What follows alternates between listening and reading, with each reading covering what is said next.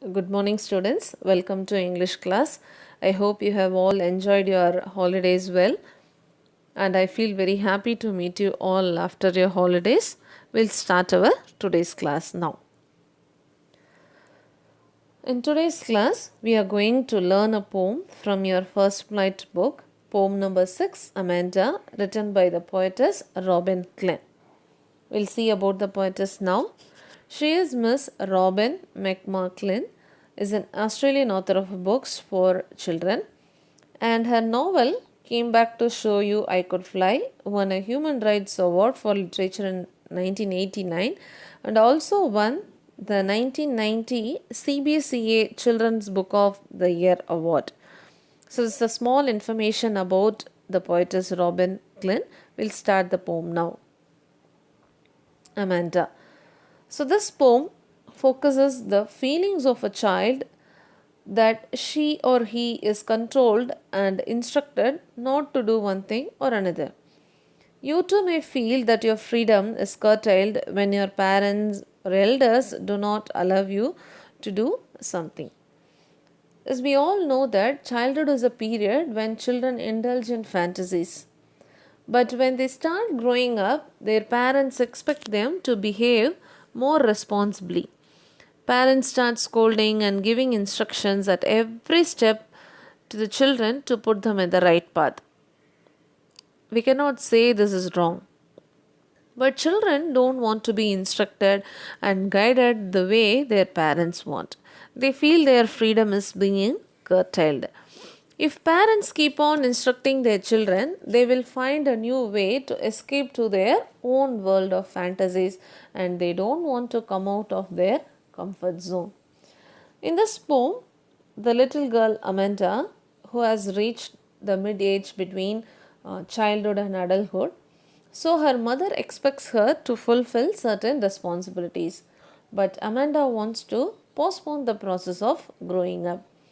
So, this poem focuses on the struggles which a child is facing. We'll see what are the struggles faced by the little girl Amanda. Stanza 1. Don't bite your nails, Amanda. Don't hunch your shoulders, Amanda. Stop that slouching and sit up straight, Amanda. Okay, so these are all the instructions received by the child. Here, the poetess doesn't state that who is giving the instructions to the child. Let us assume the child is instructed by her mother. So, what is the first instruction? Don't bite your nails. Yes, we all know that biting nails is a bad habit. That's why her mother says that not to bite her nails. And second instruction is don't bend your shoulders. Hunch means bend. It will not give correct structure to your body, so you should always keep your shoulders straight.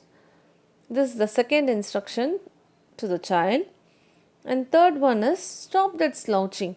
What is the meaning of slouching here? Moving, sitting or standing in a lazy way.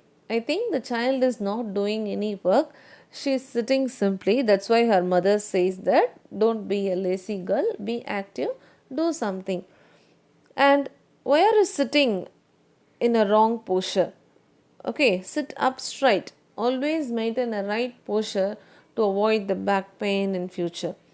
So these are all the instructions given by her mother to the child. These instructions are given to the child for her benefit. But Amanda doesn't want to hear any instruction. She wants to escape from her mother. How does she escape? We'll see. And here this stanza is given in parenthesis, that is bracket, because there is a change in the narration. These lines are not spoken by the speaker. Okay, this stanza shows the inner thoughts of the daydreaming girl Amanda. We can say this is her mind voice. Okay, what is her mind voice? We'll see. There is a long wet emerald sea where the sole inhabitant is me, a mermaid drifting blissfully. Wow, she imagines herself as a mermaid. We all know about mermaid. Yes, we can see the picture of mermaid here. This mermaid has no work. She can do her work at any time, and no one will say not to bite your nails, sit straight. Okay, so Amanda imagines herself as a mermaid and she wants to live in the relaxed great sea. So, languid means relaxed, and here the poetess says that the sea is emerald sea. It is not the name of the sea, it is compared with the color. The sea is compared with the color of the stone emerald, green color, green color stone. So, and Amanda wants to be us to be alone in the great sea. She says that I want to be the sole inhabitant, only one resident in the great sea, and drifting blissfully. What is the meaning of drifting here? Carried slowly by the current of the water, force of the water, and blissfully means extremely happy. She says that she doesn't need to do any work. She doesn't need to take any efforts to move from one place to another place because the force in the water will take her to the other place. So she wants to be lazy in her life. She doesn't want to be active. How her mother likes to be. Okay. So this is the inner thoughts of the daydreaming girl Amanda. We'll move to the third stanza. So Amanda is sitting simply, not doing any work. So her mother remembers her some work by asking some questions. What are the questions? We'll see. Did you finish your homework, Amanda? Did you tidy your room, Amanda? I thought I told you to clean your shoes, Amanda. So many questions. Okay. So first, the child does remember about her homework, and second one is her mother wants her to clean her room and she told her to clean her shoes. So Amanda's mother wants everything to be neat and clean. In turn, Amanda doesn't want to maintain the cleanliness. She wants herself to be dirty. How? Again, this shows the inner thoughts of the child. Okay, these words are not spoken by the speaker. I am an orphan, roaming the street. I pattern soft dust with my hushed bare feet.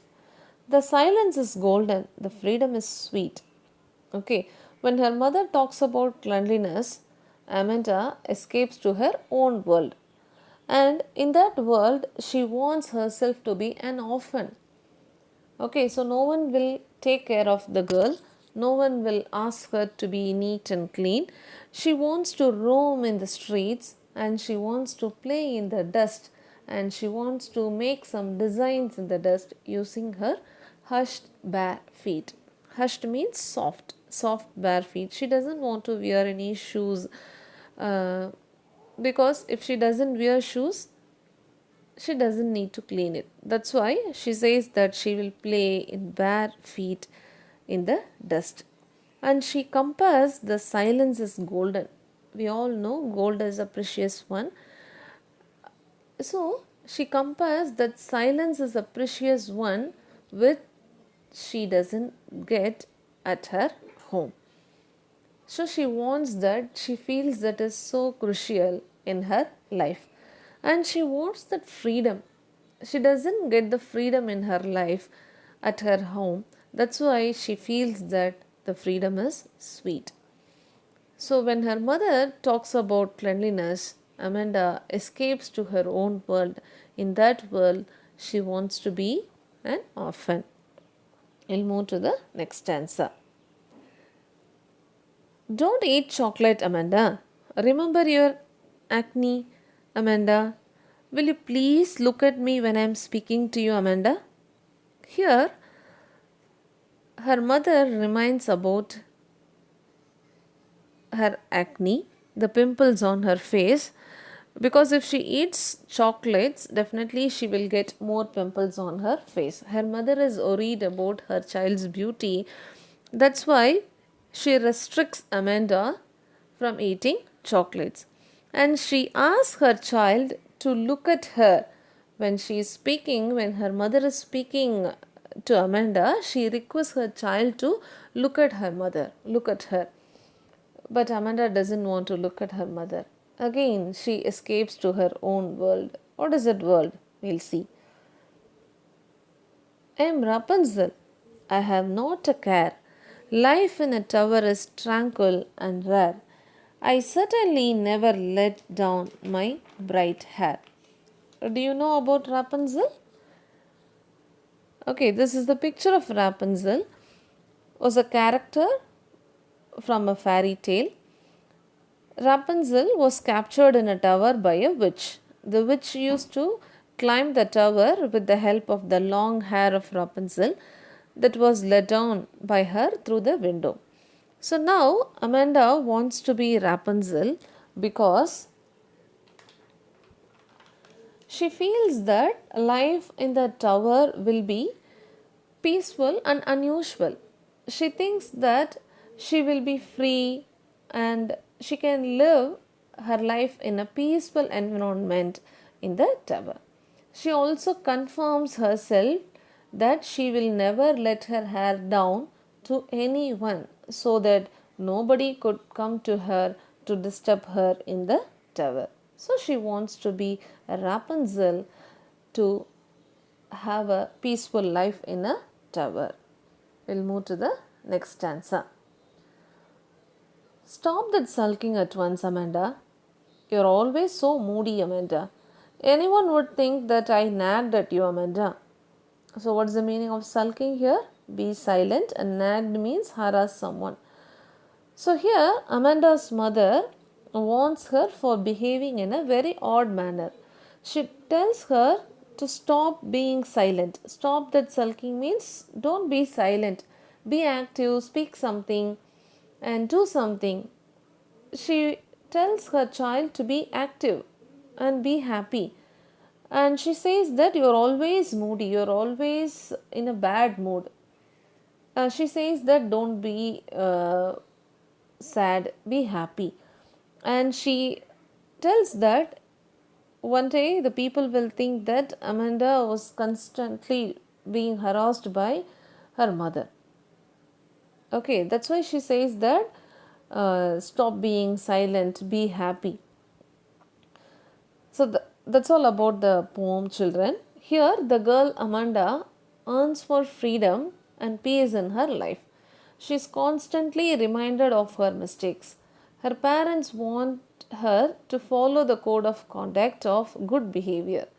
They are doing so because they want their child to be well mannered and obedient.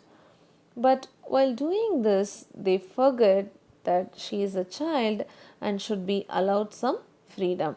The poet has drawn the reader's attention towards the condition of children who are constantly oppressed by their elders in the name of good behavior. That's all about the poem, children. We'll move to the poetic devices. Alliteration, the first device we are going to see is alliteration. We know that the occurrence of same sound at the beginning of the adjacent words. Here, the first line, stop slouching and sit up straight. The sound s is repeated in the line, and life in a tower is tranquil. T, the sound t is repeated here, and stop that sulking. S sound is repeated in this line. And we'll move to the second poetic device, metaphor.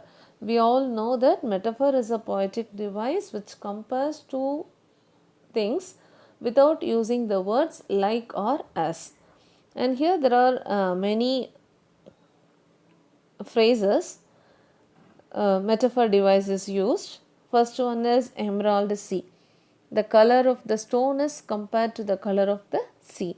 And here the poetess compares the silence with gold and compares the freedom with sweet.